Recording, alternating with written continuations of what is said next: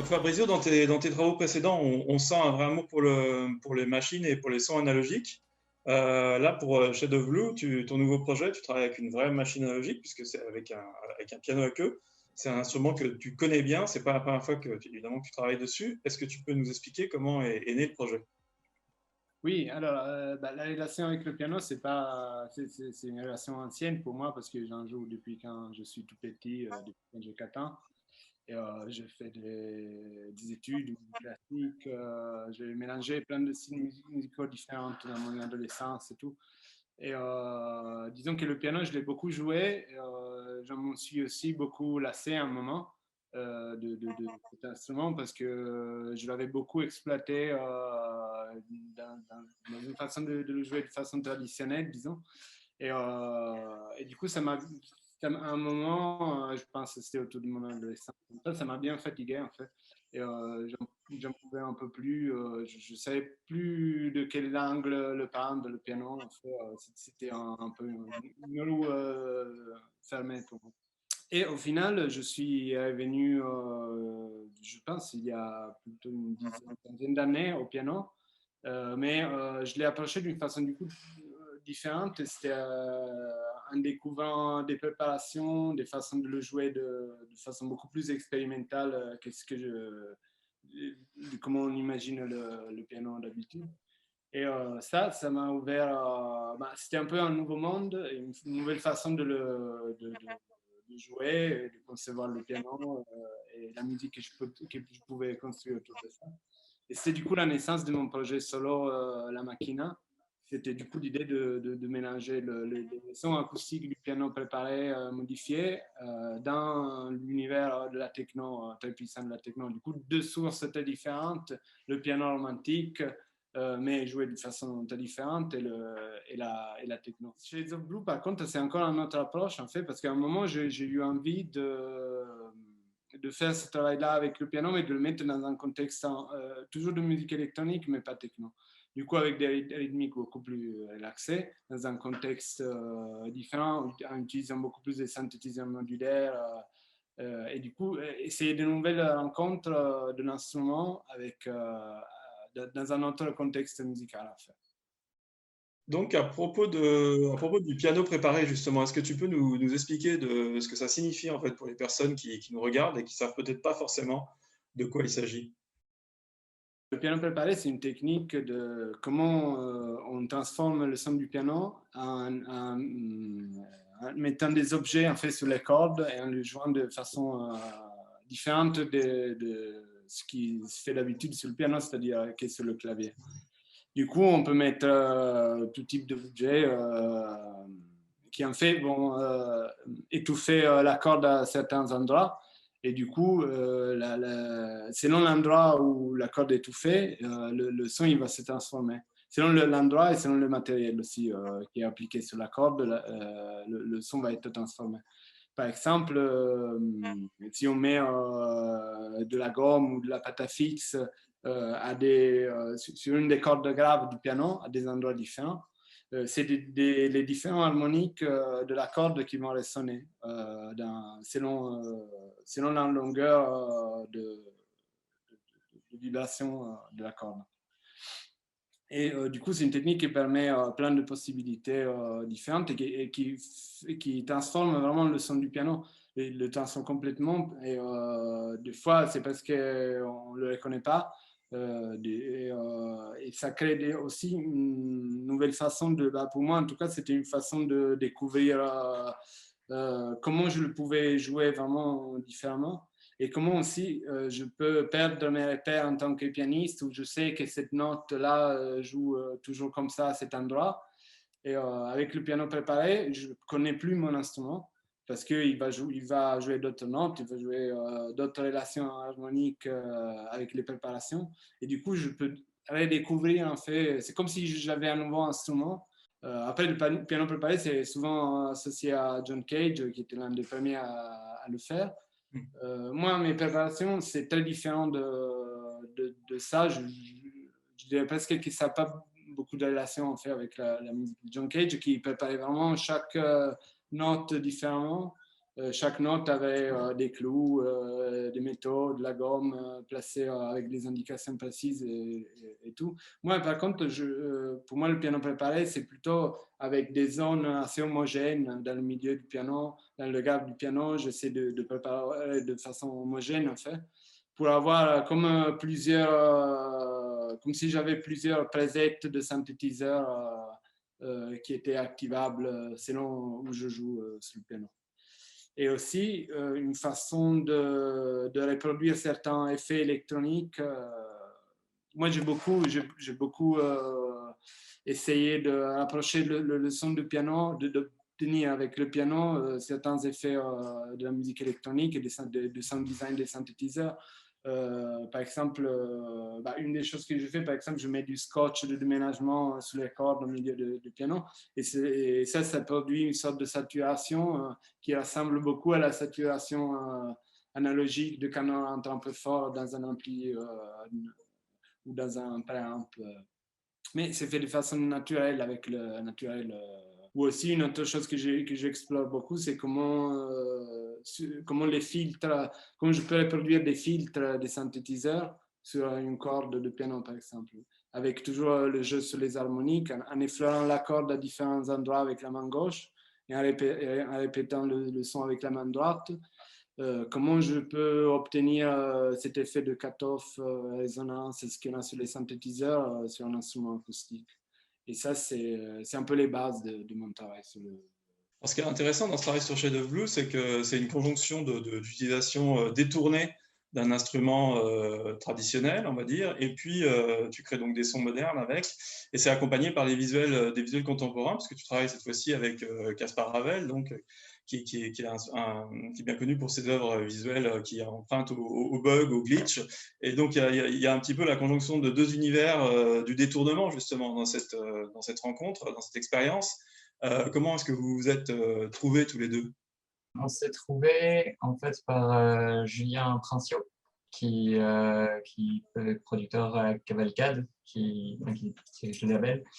Où je travaillais déjà avec un petit groupe de musique qui s'appelle Turfu, et en fait il m'a dit il faut absolument que je te présente quelqu'un qui est vraiment qui correspond vachement à ce que tu fais musicalement par rapport à ce que tu fais visuellement, parce que voilà, à savoir, je m'étais cette année un petit peu arrêté du glitch art pour justement faire de l'art génératif et travailler en fait plus largement sur une thématique annuelle sur l'océan et sur le bleu. Et en fait, du coup, quand j'ai rencontré Fabrizio, on s'est un peu rendu compte qu'on était tous les deux assez fans, enfin très très fans du piano romantique, du piano impressionniste, et qu'on avait un peu les mêmes références visuelles, autant en matière de Shades of Blue, enfin de Shades of Blue Rayon, et de comment en fait les mouvements aqueux évoluent dans leurs différents contextes, que ce soit un océan, que ce soit des vagues, que ce soit pris en fait en macro ou en micro. Et du coup, ça me semblait assez naturel en fait de créer un live avec ensemble. C'est justement, c'est comme il a dit, c'est Julien qui m'en a parlé. Et du coup, je suis allé voir d'abord sur Internet ce qu'il faisait et tout, et j'ai tout de suite été adoré, et ça m'a tout de suite intéressé. Ses vidéos, son approche. Et après, on s'est rencontrés, il m'a montré comment il faisait avec la caméra, les mains et tout, et je trouvais ça, c'était parfait pour ce qu'on voulait faire. Du coup, c'était assez une belle rencontre qui s'est faite d'une façon très naturelle, simple. Voilà. Encore une fois, c'est amusant, il y a encore une conjonction des deux envies là. Caspar, tu nous dis que tu en avais un petit peu marre du glitch art. Fabrizio, tu nous dis que fut un temps dans ta carrière, tu en as eu un peu marre du piano, et tous les deux, vous réinventez en fait vos activités ensemble. Alors Caspar, d'où vient initialement cet intérêt pour le bug, pour l'erreur, le glitch? Qu'est-ce que tu trouves de vraiment provoquant, différent et esthétiquement intéressant dans son usage? Dans le glitch art, en fait, ce qui est vachement intéressant, c'est que c'est une manière de voir la nouvelle technologie avec un regard critique. Et glitch art, du coup, avec un regard critique d'artiste. C'est-à-dire, en fait, comment on va réinventer des outils en cassant des choses. En informatique, on appelle ça souvent du reverse engineering, donc c'est de l'ingénierie inversée. Et c'est comment, en fait, on va démonter un objet, que ce soit un objet physique, comme les gens qui faisaient du circuit binding dans toute l'époque analogue, mais du coup, en informatique, ça va être comment démonter des objets numériques. Donc, en fait, on va reverse engineer, par exemple, des codecs vidéo ou des codecs d'images, tout ce qui a rapport, en fait, avec les encodeurs et qui gère la compression, en fait, des images et des vidéos. Et en fait, on va changer les lois de la compression. Et en changeant les lois de la compression d'un média, du coup, il va être compressé d'une manière différente et souvent, ça va créer des bugs qui vont se manifester. En tout cas, moi, pour ma partie, ce que j'aime énormément, c'est vraiment cette sorte d'atrophication des pixels ou des macroblocs qui sont ce qu'on appelle des groupes de pixels. Et ce que j'aime beaucoup avec les encodeurs vidéo et ma pratique dans le glitch art, c'est à quel point quand on glitch des codecs tels que le DivXvid ou le DivX264, il réagit d'une manière vraiment très, très organique et pas du tout comme une machine auquel on s'attendrait qu'elle réagisse de manière beaucoup plus géométrique, par exemple. Et qu'en fait, on va retrouver ces textures qui sont très proches de la peinture, au final très proches de l'acrylique, des aquarelles, que les couleurs vont déborder d'un groupe de pixels à un autre et même se mélanger parfois. Ce qui sont des natures qui sont très, très, très étrangères pour nous dans le milieu numérique, et pourtant très familières dans le milieu des arts plastiques plus traditionnels. Du coup, ça m'a vachement intéressé en fait, d'aborder l'art numérique par cette manière assez plastique en fait, de voir les choses visuellement. Et sur quelle base est-ce que vous avez décidé d'orienter votre collaboration ensemble pour Shade of Blue? Et ce qui est vachement cool avec Fabrizio, c'est que c'est la première fois que je suis en résidence et qu'on travaille ensemble avec un artiste où on est une personne pour l'art visuel et une personne pour la musique. Et le set de Fabrizio, il y a beaucoup de choses qui sont improvisées. Il y a beaucoup de... Enfin, beaucoup. En tout cas, il y a beaucoup de flexibilité dans ce qu'on fait, ce qui permet vraiment de me dire que pour la première fois, je suis en train de jammer visuellement avec un artiste musicien. Et ça, pour moi, c'était vraiment la première grosse base de notre collaboration, c'était de se dire que on n'écrivait pas un show vraiment exact, détaillé, time-codé, comme peuvent en fait beaucoup le faire les artistes visuels dans l'industrie musicale moderne, mais qu'en fait, on se donnait de la place vraiment, lui, entre son instrument augmenté, enfin le piano, et moi, l'instrument que j'ai créé. Et tout d'un coup, c'est vrai que je me suis vraiment retrouvé là-dedans parce que j'ai aussi retrouvé une place d'artiste dans cette collaboration. L'autre truc vraiment qui nous aidait par rapport à ça, c'est que c'est la première fois que je collabore aussi avec un artiste qui est orienté de trois quarts sur la scène ou orienté de demi. Et du coup, Fabrizio, c'est quelqu'un qui voit ce que je fais autant que moi, j'entends ce qu'il fait. Et ça, c'est une vraie chance en fait de travailler avec quelqu'un qui est aussi du coup attentif à l'un comme on est attentif à l'autre, parce que ça, je me rends compte parfois qu'en résidence, vraiment on s'accompagne. Et là où moi j'ai souvent l'habitude, en tout cas avec d'autres groupes, de jouer un rôle d'accompagnateur à 100%, là j'ai vraiment l'impression qu'on est en train de jammer réellement et qu'on crée ensemble sur le fil. C'est assez agréable.